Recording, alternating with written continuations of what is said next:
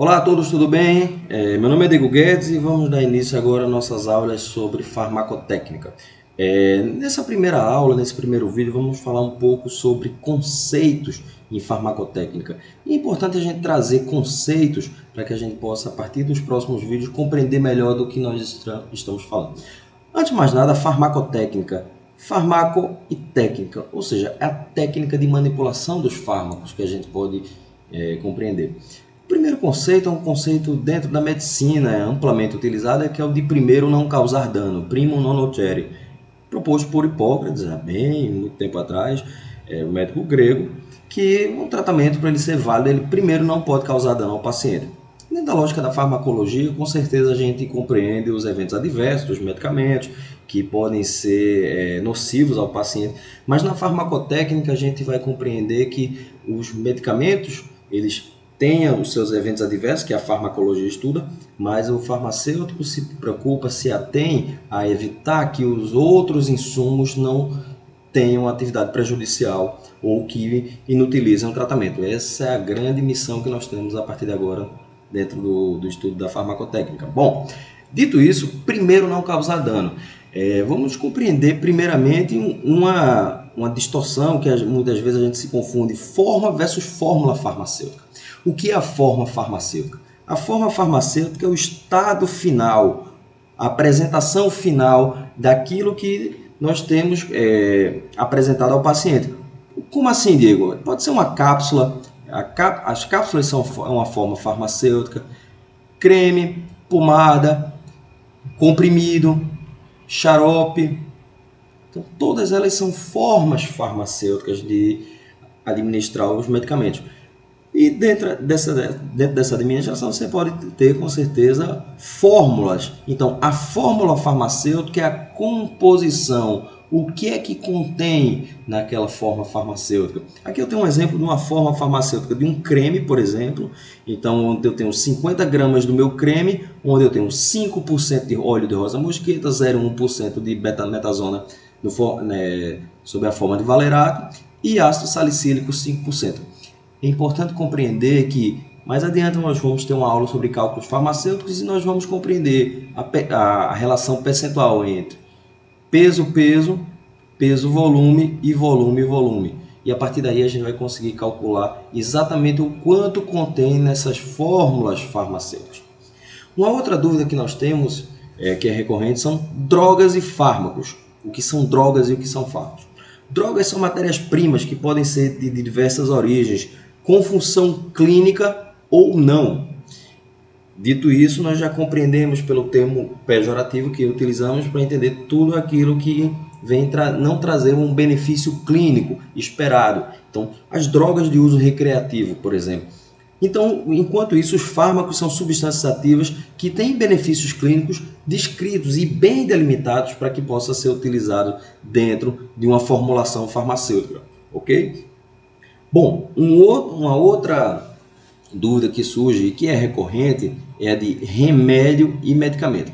Remédio é muito mais utilizado no sentido amplo e geral, ou seja, qualquer coisa que trouxer benefício ao paciente pode ser um remédio, uma oração, uma água no momento de sede, enfim, qualquer coisa que venha trazer um benefício ao paciente, amplo e de forma geral, é considerado como remédio. Mas o medicamento é um produto farmacêutico que é tecnicamente obtido e elaborado, contendo um ou mais fármacos dentro da sua formulação.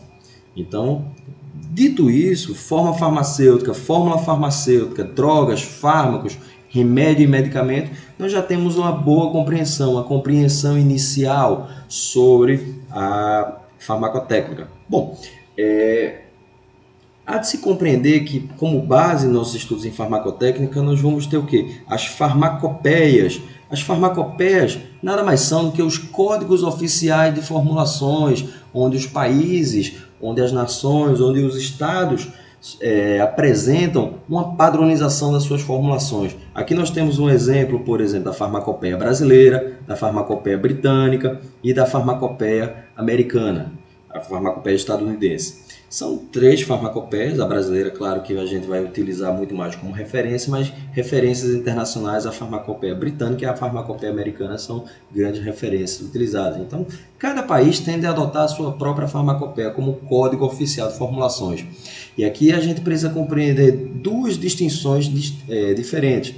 Então, o que se trata de um medicamento oficinal ou um medicamento farmacopeico é aquele que vai estar contido na farmacopeia brasileira, no formulário nacional, ou se não tiver no formulário nacional brasileiro, na farmacopeia brasileira, vai estar contido em formulários internacionais. Estes são os medicamentos oficinais, os medicamentos farmacopeicos. E quando a gente fala de medicamento magistral, são aqueles que não estão em códigos oficiais, ou seja, que não estão padronizados internacionalmente. A gente sempre ouve falar medicamento magistral, medicamento magistral, medicamento magistral. Correto. O medicamento magistral, ele visa, por não estar padronizado, ele visa atender necessidades individuais em termos de concentração, de uso de recipiente, de utilização de outras vias, outras formas farmacêuticas que fujam do padrão inicial proposto. Ou então a junção até de fórmulas que possam estar inseridas numa forma farmacêutica distinta. Por isso que a gente vai ver a partir de agora que a farmácia magistral ela tem um grande leque de possibilidades e o farmacêutico pode trabalhar com esse grande leque para proporcionar ajustes necessários ao próprio paciente.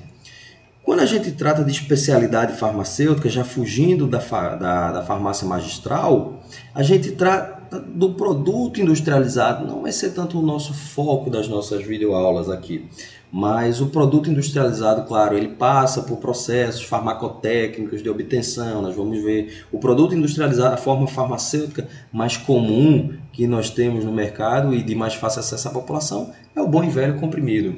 Então, obtido por compressão sob a adição de vários recipientes.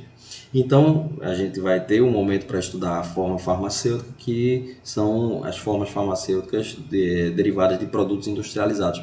Mas, em geral, nós vamos tentar compreender como funciona muito mais o processo de manipulação magistral e oficinal. Bom, DCB e DCI, do que se trata? Aqui se trata tão somente de a nomenclatura dos fármacos, ou seja, a partir da denominação comum brasileira ou na sua ausência, quando não houver um nome descrito aqui no Brasil, se for uma droga nova, um fármaco novo, denominação comum internacional.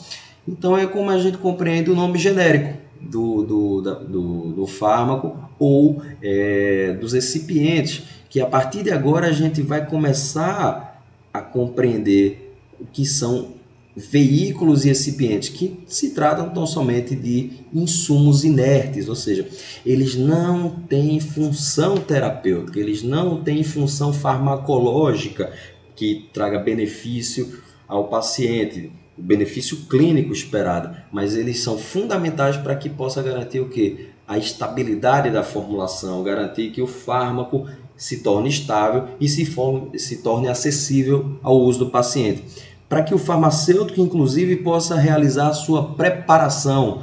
Porque vamos lá, vamos analisar o seguinte. Eu preciso trabalhar, por exemplo, com medicamento na ordem de microgramas, uma digoxina, 0,25 microgramas por forma farmacêutica, uma cápsula, vamos supor aqui.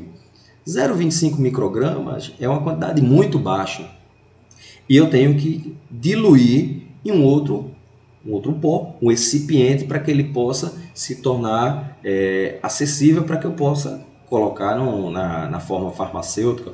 Então, tudo isso eu preciso utilizar. Quais os recipientes eu vou utilizar para garantir a estabilidade e garantir uma correta diluição? Aí o farmacêutico precisa ter um conhecimento aprofundado, principalmente se for uma formulação que já esteja descrita nos compêndios internacionais ou no formulário terapêutico nacional.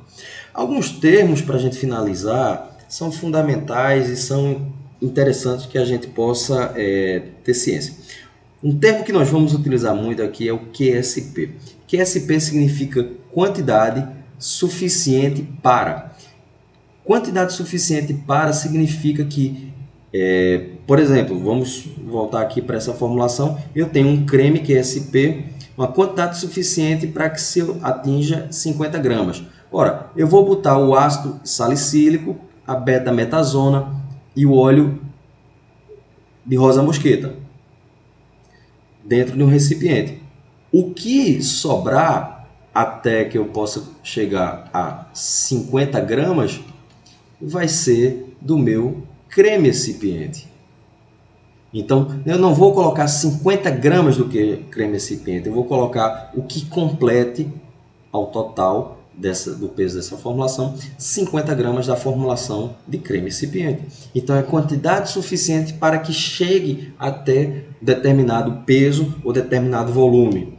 Então, quando a gente precisa complementar QSP 100 ml, eu não vou colocar 100 ml, eu vou colocar uma quantidade que seja suficiente para que se chegue aos 100 ml, se eu tiver um outro fármaco, um outro ativo dentro da minha formulação. Quantidade suficiente, apenas QS. Quantidade suficiente utilizamos geralmente para corantes, utilizamos geralmente para edulcorantes, para que eu possa essência, para que eu possa saborizar a formulação. A quantidade suficiente que seja visual ou palatável ao farmacêutico. Então não há, quando descrito dessa maneira, uma quantidade exata, apenas o bom senso do farmacêutico. FSA, faça segundo a arte, é quando se envia, hoje está um pouco mais em desuso, mas quando se enviava para que fosse feito segundo a arte, elaborasse segundo os compêndios, a técnica descrita nos compêndios nacionais e internacionais, ou seja, que garantisse que fosse feito conforme descrito, sem que o farmacêutico tivesse uma outra via de produzir aquele medicamento. Então, cápsulas a gente viu, USP, USP, que na verdade é United States Pharmacopeia, aqui, USP. Então, quando muitas formulações podem ser vistas como o nome da formulação e USP, isso significa que é Farmacopeia Americana ou a Farmacopeia Brasileira, FarmBras. O termo RX que a gente visualiza antes das receitas, ao início da receita, é um termo muito mais histórico do que algum significado prático, ou seja, é como se eu estivesse dizendo, o prescritor estivesse dizendo ao farmacêutico, receba ao paciente, que ele receba aquela preparação que foi prescrita. Então, o prescritor detalha o processo de preparação da formulação, a composição, se for um creme com 4, 5 ativos, algo do tipo, ele deve descrever para que o paciente receba, que na verdade não é um RX, é um R cortado dessa maneira. Mas isso mais adiante a gente vai trazer melhor esse entendimento. Ok, pessoal? Um grande abraço e tudo de bom!